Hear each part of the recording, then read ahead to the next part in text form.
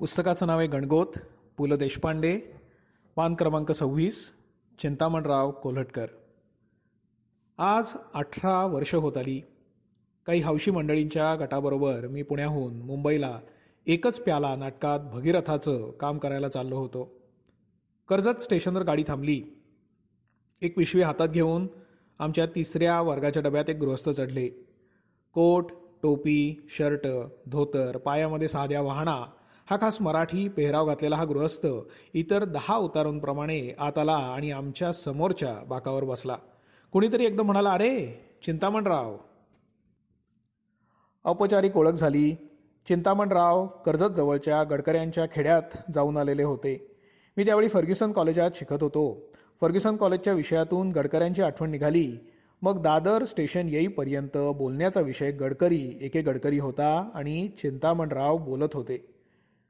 दादरला उतरता उतरता चिंतामणरावांनी आपली नवीन कंपनी काढीत असल्याचं सांगितलं आणि मला विचारलं, "तुम्ही आमच्या कंपनीत नाही आहेत?" माझं नाव घनश्याम.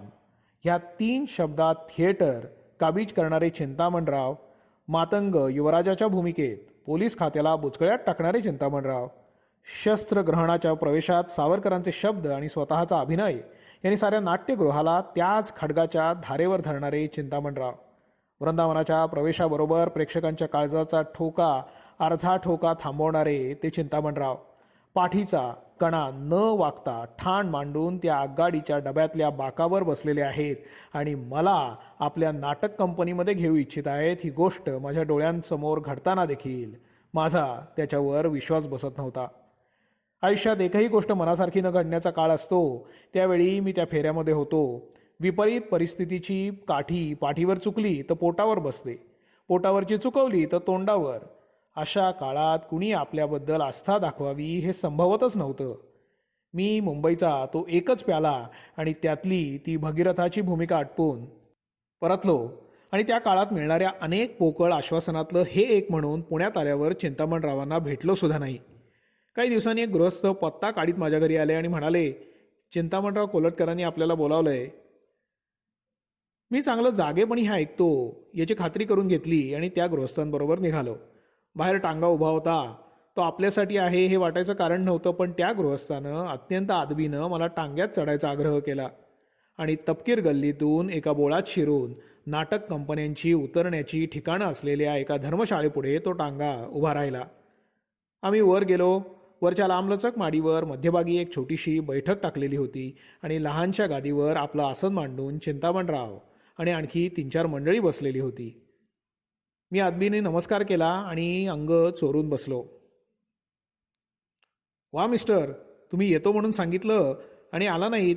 आमच्या तालमी थांबल्या आहेत." मिस्टर हे चिंतामणरावांचं खुशीत असले की आवडतं संबोधन. परवा दिल्लीला येण्यापूर्वीच मी त्यांना भेटायला गेलो तेव्हा, "मग काय मिस्टर?" अशी त्यांनी सुरुवात केली होती. "हां, हे आपले हिरो." असं म्हणून चिंतामणराव आपल्या पद्धतीप्रमाणे तोंडभर हसले. त्याच बैठकीत त्यांनी मला आपल्या ललित कलाकुंजामध्ये घेतलं. मीना नीना नाटकाच्या तालमी सुरू झाल्या. माझ्या आयुष्यात नाट्य शिक्षणाला प्रारंभ झाला. त्यानंतर भावबंधन बसलं, राजसन्यास बसलं. सोबत मास्टर नरेश, वसंतराव शिंदे, जोगळेकर, मंडलिक अशी कसलेली मंडळी होती. माझ्याखेरीज प्रत्येकजण वर्षानुवर्ष नाटक कंपन्यांच्या ओगराळ्यातले ते वरण भरपूर चाखलेला होता. परंतु तालमीत चिंतामणरावांनी जणू काही ही नाटकं यापूर्वी कधीच झाली नव्हती अशा निष्ठेने शिकवायला सुरुवात केली. कॉलेजचा आणि माझा संबंध हजेरीपुरता राहिला आणि मी सकाळी 9 ते रात्री 7 नाटकाच्या आणि त्यानंतर 9 पर्यंत गाण्यांच्या तालमी अशा धुंदीमध्ये जगायला लागलो. कंपनी कोल्हापूर इचलकरंजी भागात दौऱ्याला निघाली आणि मी देखील पाठीवर बिराड घेऊन हिंडायला लागलो. तेव्हापासून मुंबईहून इतक्या दूर येऊन पडेपर्यंत चिंतामणरावांना कितीतरी सुखदुःखांच्या प्रसंगात भेटलो. त्यांचे आशीर्वाद घेतले. त्यांनी केलेली नाट्यप्रयोगाची चिकित्सा ऐकली. सात्विक संतापानं त्यांना फुललेलं पाहिलं. रसिकतेनं गहिवरताना बघितलं. गडकऱ्यांच्या, खाडीलकरांच्या स्मृतींनी त्यांचे डोळे मी भरलेले पाहिलेले आहेत.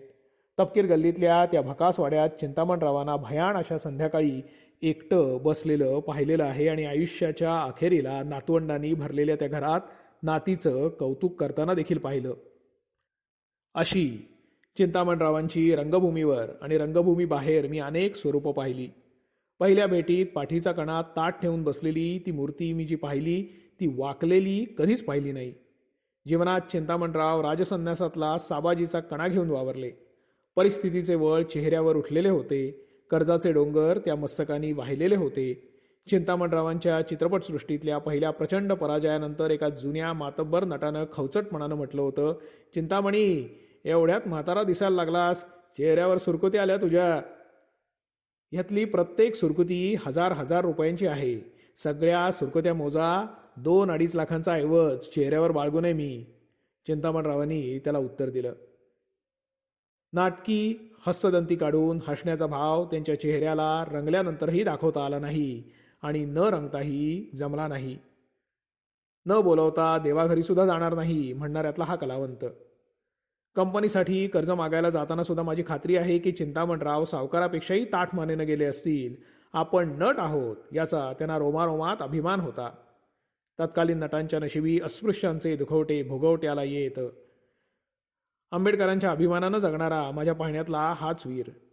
तालीम मास्तर म्हणून जाताना स्वतःच्या वेड्यांची बंडलं स्वतःच खरेदी करून गेले. केल्या कामाचा दाम मागितला. तालमी घेतल्या, मोकळे झाले. फुकट पासनची कधी मागणी नाही. कळीचा चुना आणि श्रीवर्धनी रोठ्यांचा लाचार आग्रह नाही. विपन्न परिस्थितीनं चेहऱ्यावर वळ उठवले पण लाचारी येऊन दिली नाही. दारिद्र्य आलं पण दैन्य नाही. घनश्यामाच्या मानीपणाचा माग त्यांच्या स्वभावात भरपूर होता, पण अंतःकरणात मात्र रसिकता दाटलेली होती. चिंतामणरावांनी आयुष्यभर मुख्यतः खलनायकाच्याच भूमिका केल्या. शेवटी मात्र धुंडीराजाची भूमिका केली. ती भूमिका पाहताना प्रेक्षागार तर कळवळलं होतंच, पण विंगेत त्यांचा धुंडीराज पाहण्यासाठी दाटलेला नटवर्ग देखील भरल्या डोळ्यांनी त्यांचे ते प्रवेश पाहत होता. धुंडीराज मालतीचा तो अजोड प्रवेश संपला आणि प्रेक्षकांमधून धावत येऊन केशवराव दात्यांनी त्यांना कडकडून मिठी दिली. रंगभूमीच्या सेवेत हाडाची काडं केलेल्या भीष्मद्रोणांची ती भेट पाहून पाहणाऱ्याच्या अंगावर रोमांच आले. कलावंताच्या मनात सदैव वास करणारी ईर्ष्या कलेच्या स्फूर्त आविष्काराच्या दिव्य क्षणी ज्यावेळी विरते आणि एक कलावंत दुसऱ्याला जेव्हा भरल्या गळ्यानं वाहवा असं म्हणतो त्यावेळी उभयतांचं जीवन धन्य होतं असं मला वाटतं. याच प्रयोगात कुणीतरी पोरसौदा नट त्यांना म्हणाला होता, आबा तुम्ही आज आवाज नाही लावला. चिंतामणराव तोंड भरून हसले आणि म्हणाले, अरे आता मायक्रोफोन आपले आवाज लावतो. त्यानंतर तो धुंडीराज मालतीचा प्रवेश होता. 1-2 ठिकाणी अशा विलक्षण फेकीनं त्यांनी आवाज लावला की त्या वाक्यांनी सगळं प्रेक्षागार हादरलं. अंगावर काटा आला. जुन्या नव्या रसिकांचा लोंढा आत धावून चिंतामणरावांचं अभिनंदन करायला आला. चिंतामणरावांना गोंडस चेहऱ्याची देणगी नव्हती, त्यामुळे ते स्त्री पार्टात कधीच गेले नाहीत. एकदा श्रीपाद कृष्णांनी त्यांच्यासाठी म्हणून एक स्त्री भूमिका राखून ठेवल्याची आठवण ते सांगत. श्रीपादांची ही विनोदबुद्धी आचाटच. चिंतामणरावांच्या चेहऱ्यात एक विलक्षण बोलकेपणा होता. तुम्ही आमचे नोकर हे लतिकेचं उर्मट वाक्य ऐकताना न चुकता प्रत्येक प्रयोगात त्यांच्या कपाळावरची क्षीर अशी विलक्षण फुगायची की घनश्यामाचा सारा अपमान तिथे वाचून घ्यावा. चिंतामणरावांसारखंच काय, पण त्यांच्याहून ज्येष्ठ असे बोलते नट मराठी रंगभूमीच्या सुदैवानं पुष्कळ झाले, पण असा ऐकणारा नट क्वचित पाहायला मिळतो. अभिनयातला हा अत्यंत बिकट भाग. चित्रपटातल्या त्यांच्या भूमिकांमध्ये कुशल दिग्दर्शकांनी हे भाव टिपले आहेत. भालजी पेंढारकरांच्या कान्होपात्रा बोलपटातील सुभेदाराची भूमिका अजून आठवते. त्यांच्या बहुरूपीत सुभेदाराचं एक छायाचित्र आहे. त्यातल्या डोळ्यांच्या भावात त्या सुभेदाराचा पुरा विखार रेखलेला आहे. ही जात मात्र अति कणखर होती. शिवाजीच्या काळात ते जन्माला येते तर कणखर बाणीसारखी त्यांची समशेर चालती. त्यांच्या जाहीर नाट्य जीवनाची सुरुवात पोलीस चौकीवर झाली. क्रांतिकारकांच्या गटामध्ये त्यांना गोवलेलं होतं तेव्हापासून ती चौकी डोक्यातून गेली नव्हती. आपण क्रांतिकारकांच्या गटात जायला हवं होतं हे विचार त्यांच्या डोक्यात सदैव असत. कुठेही अलौकिक पराक्रमाचं कृत्य आढळलं की ते साबाजीसारखे उफाळून येत. विचारानं त्यांचा ओढा सावरकरांच्या अधिक असे. त्यांनी आपल्या आयुष्यात 2 तात्यांच्या वर आत्यंतिक प्रेम केलं. एक त्यांचे बंधू आणि दुसरे तात्या सावरकर. दुसऱ्या कोल्हटकर आणि केळकर तात्यांच्या आणि त्यांच्या कुंडलीतले काही ग्रह पूर्वग्रहांनी ग्रासले असावेत अशी मला शंका येई. गोड गोड राजकारण त्यांना कळत नव्हतं. ही रंगभूमी जिभेच्या पट्ट्यानं जिंकावी आणि जगाची रंगभूमी दांडपट्ट्यानं जिंकावी असलं सरळ राजकारण त्यांना कळे. परंतु म्हणून प्रामाणिक देशभक्तांबद्दल अनादर नव्हता. उत्कट भव्य मग ते कोणत्याही क्षेत्रातलं असो, त्यांच्या दर्शनानं भावनाशील चिंतामणराव कळवळलेच. एकदा विनोबांची गीता प्रवचनं वाचित बसलेले होते. मी गेलो. चिंतामणरावांनी विनोबांना आपल्या मोठ्यातलं मोठं कॉम्प्लिमेंट दिलं. ही स्वारी म्हणजे एक मिस्टर आहे. आयुष्यभर त्यांनी रंगभूमीशी विलक्षण इमान राखलं. 8 दिवसात प्रॉम्प्टिंगवर नाटक मारून देण्याच्या त्या जमान्यात हा म्हातारा जागच्या जागी तोंडातल्या विडीसारखं पेटत असे. खिशात दिडकी नव्हती. एका फार मोठ्या चित्रपट निर्मात्यानं काही हजारांचं आमिष दाखवून स्वतःच्या भेटीला चिठ्ठी पाठवून त्यांना बोलावलं. चिंतामणरावांनी त्या चिठ्ठीच्या पाठीवर आपल्या बारीक हस्ताक्षरात 2 ओळी लिहून पाठवल्या. कसली भूमिका आहे हे समजावून द्यायला माझ्या घरी यावं. योग्य भूमिका असल्यास मी अवश्य स्वीकारीन. परिस्थितीने हा सुंभ अनेक वेळा जाळला, पण एक पीळ जळूच शकत नव्हता. नव्हे, जळत्या सुंभाखाली खूप सुंभ शिल्लक होता. तालमीला उभे राहिले म्हणजे आमच्या कमरा ढिल्या व्हायच्या, पण चिंतामणराव थकत नसत. गादीवर बसून जुन्या नटांच्या आख्यायिका सांगत, पान जमवीत, तंबाखू तोंडात घोळवीत तालमी झाल्याच नाहीत. तालमीला उभे राहिले म्हणजे आमच्या कमरा ढिल्या व्हायच्या. प्रत्येक शब्दाला, हालचालीला फुलवीत फुलवीत चाललेल्या तालमींचा तो आनंद प्रयोगापेक्षाही अधिक असे. गडकरी मी कॉलेजात शिकलो आणि चिंतामणरावांकडेही शिकलो. गडकऱ्यांच्या शब्दसृष्टीतल्या फुलाफुलाचं नाव त्यांना ठाऊक होतं आणि दगडादगडाचा ठाव आठवत होता. पण 2 वर्षापूर्वीच्या त्या धुंडीराजाच्या भूमिकेची नक्कल म्हणत चिंतामणराव घरी बसले होते. मला आश्चर्य वाटलं. नाटकाला महिनाभर अवकाश होता. हल्ली एका महिन्यात 5 नाटकं चालवणारे दिग्दर्शक आणि नट अवतरलेले आहेत. जोवर पडद्यामागे प्रॉम्प्टर आहे तोवर कळी काळाचं भय बागायचं काय कारण? हे भय हवं तर प्रेक्षकांना बाळगावं. मी विचारलं, चिंतामणराव, अहो भाषण कशाला पाठ करायला हवं तुम्हाला? तुम्ही गडकऱ्यांची नाटकं उलटीकडून पाठ म्हणता. मिस्टर, आम्ही धुंडीराज म्हटला नाही कधी. रुद्र म्हटला नाही ह्यातल्या म्हटल्याचा त्या म्हणण्याला अर्थ होता. प्राचीन ब्राह्मण वेद वाचित नसत, म्हणत असत. नाटक हा त्यांच्या दृष्टीनं मुख्यतः स्पोकन वर्ड होता. आजही गणपतराव बोडस, केशवराव दाते यांच्यासारखी मंडळी हे म्हणणं गेलं म्हणून हळहळतात. त्या काळातल्या परिभाषेत सांगायचं म्हणजे वेदासारखे ऑथरचं वाक्य आपल्या उभ्या आडव्या आघातांसह म्हणणं याला निराळा अर्थ होता. त्या गद्याला स्वर होता आणि लय होती. त्याला म्हणणं म्हणायचं. खयालाप्रमाणे त्याची दखमक होती. गडकऱ्यांच्याच एका नाटकात एका विनोदी नटानं आपल्या स्वभावधर्माला अनुसरून स्वतःचं एक अचाट विनोदी वाक्य घुसडलं. चिंतामणरावांनी तो नट आत येताच आपल्या 5ही बोटांनी त्याचा पुन्हा एकदा मेकअप केला होता. लेखी आणि तोंडी शब्दांचं पावित्र्य शिल्लक असलेल्या काळात चिंतामणराव वाढले. त्या काळातल्या नाटक कंपन्यांमध्ये दुर्गुण कमी नव्हते, परंतु कंपन्यातून नुसत्या बाटल्याच फुटत नसत. व्युत्पन्न शास्त्री पंडितांचा आणि चतुर कलावंतांचा नाटक कंपन्यातून सदैव राबता असे. इथे कुचाळ्या व्हायच्या, पण कलावंताचं आदरातिथ्यही होत असे. बलवंत कंपनीत मुरादखानसारखा बिनकार, जयकृष्ण केशव उपाध्यांसारखा प्रत्युत्पन्न मतिकवी, वासुदेव शास्त्र्यांसारखा नाटककार यांचा मुक्काम असे. नाटक कंपनी ही काय चीज होती हे यापुढल्या पिढ्यांना कळणं मुश्किल आहे. केशवराव भोसल्यांसारखा मातब्बर गायक नट रामभाऊ सवाई गंधर्व गाडीनं कुनगोळहून पुण्याला निघाले आहेत हे कळल्यावर मिरजेच्या स्टेशनावर जबरदस्तीनं त्यांचं सामान बाहेर काढतो. बिराडी आदरानं गाण्याची मैफिल घडवतो आणि सांगलीच्या पेठेत मिळालेला जास्तीत जास्त किमतीचा भरजरी बादली फेटा आपल्या हाती त्यांना बांधतो. हे आता कुठे दिसायचं? वैयक्तिक जीवनात चिंतामणरावांनी अपार सुख पाहिलं आणि अपार दुःखही. अफाट महत्वाकांक्षेच्या भरात विलक्षण साहस केली. स्वतःच्या मुलामाणसांपासून परागंदा होण्याचे दुर्दैवी भोग भोगले आणि राष्ट्रपतींच्या हातून मानाचं पानही मिळवलं. उतार वयात मात्र सारं कुटुंब नांतं गास्त झालं. चिंतामणराव आजोबा झाले. नातवंड मांडीवर खेळू लागली. त्यांचा बन्या उत्तम नट म्हणून नावालौकिकाला आला. बाळ इंजिनियर झाला. बाबा कमवता झाला. सुना घरात आल्या. एकुलत्या एका लेकीच्या कन्यादानाचं पुण्यपदरी पडलं.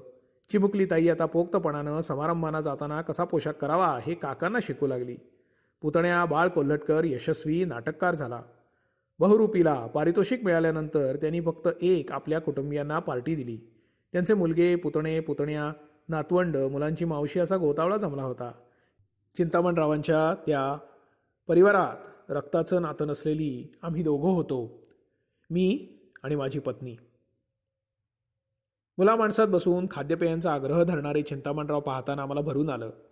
तपकीर गल्लीच्या वाड्यातला तो भयान एकांतवास मी पाहिला होता. 18 वर्षानंतर हा योग आला. चिंतामणरावांना आग्रहाचा डायलॉग अजिबात म्हणता येत नव्हता. पार्टी देखील दामोदर हॉलच्या रंगपटात केली होती. नाटकवाल्यांचं ते मंदिर, रंगपटाच्या अग्रशाळेत हा कौटुंबिक समारंभ साजरा दिसला. आयुष्याची अनेक वर्ष त्यांनी नटांचं फार मोठं कुटुंब सांभाळलं. दीनानाथराव, कोल्हापुरे आणि कोल्हटकर बलवंत कंपनीचे हे 3 आधार. दीनानाथराव गेले, कोल्हापुरे गेले आणि आता चिंतामणराव तेही गेले. आता हिंदू कॉलनीतल्या पहिल्या गल्लीतल्या त्या माडीवर खालून उंच मान वर करून पाहिल्यावर चिंतामणरावांचं दर्शन मला नाही होणार. या मिस्टर, हे तोंड भरून केलेलं स्वागत ऐकू नाही येणार. आता त्यांचं बहुरूपी उघडायचं आणि त्यांना मनोमन भेटायचं. आपल्या वाणीनं मराठी रंगभूमीला साज चढवणाऱ्या या तेजस्वी कलावंतानं आपल्या लेखणीनं महाराष्ट्र शारदेला देखील असा ठसठशीत अलंकार अर्पण केला की त्याची जडणघडण नुसती पाहत राहावी.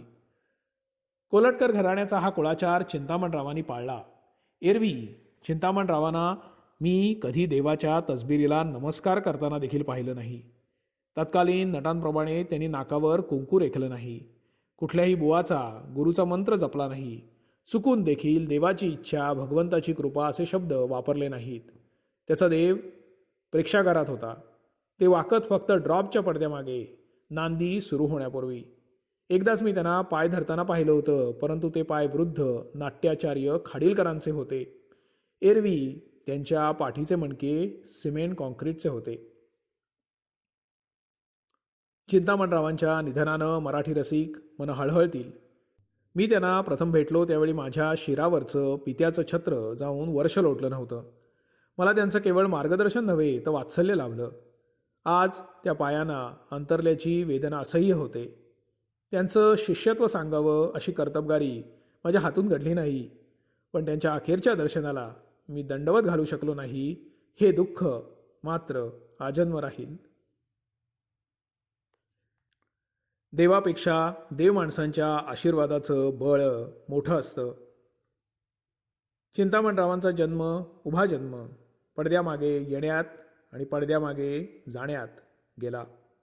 आता ते काळाच्या पडद्याआड झाले. हा मिस्टर विचित्र नाटककार आहे. एकदा पात्र त्याच्या पडद्याआड गेलं की कायमचं गेलं.